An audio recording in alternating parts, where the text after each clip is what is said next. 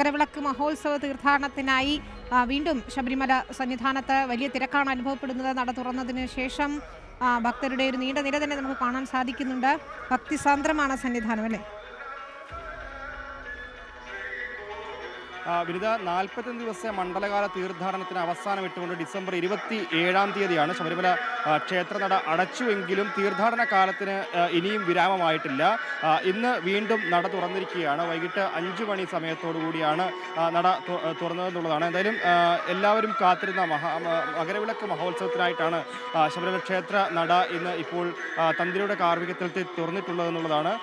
തന്ത്രി കണ്ഠര് മഹേഷ് മോഹന്റെ സാന്നിധ്യത്തിൽ മേൽശാന്തി പ്രസാദ് നമ്പൂതിരിയാണ് നട തുറന്ന് ശ്രീകോവിലിൽ ദീപം തെളിയിച്ചുകൊണ്ടുള്ള ചടങ്ങുകളാണ് ഇപ്പോൾ നടന്നുകൊണ്ടിരിക്കുന്നത്. ദീപം തെളിയിച്ചുകൊണ്ടിരിക്കുകയാണ് നിലവിലുള്ളത്. തുടർന്ന് മേൽശാന്തി തന്നെ 18-ാം പടി ഇറങ്ങി ആഴിയിൽ അഗ്നി പകരുന്നതോടുകൂടിയാണ് ഭക്തർ 18-ാം പടി ചവിട്ടി തുടങ്ങുക എന്നുള്ളതാണ്.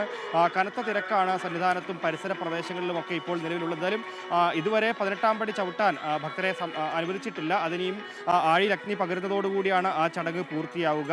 എന്തായാലും അല്പസമയത്തിനകം തന്നെ ലക്ഷോപലക്ഷം ഭക്തർ മകരവിളക്ക് മണ്ഡലകാലത്ത് എത്തിത്തുടങ്ങിയ ലക്ഷോപലക്ഷം ഭക്തരെ പോലെ തന്നെ വീണ്ടും ഭക്തലക്ഷങ്ങൾ ശബരിമല സന്നിധാനത്തേക്ക് എത്തിത്തുടങ്ങുകയും ചെയ്യും. ഇന്നിപ്പോൾ നിലവിൽ 30,000-ഓളം ഭക്തർക്കാണ് പ്രവേശനമുള്ളത്. അതേസമയം നിലയ്ക്കലിൽ കനത്ത തിരക്ക് അനുഭവപ്പെടുന്നുണ്ട്. നിലയ്ക്കലിലും പരിസര പ്രദേശങ്ങളിലുമൊക്കെ കനത്ത തിരക്കുണ്ട്.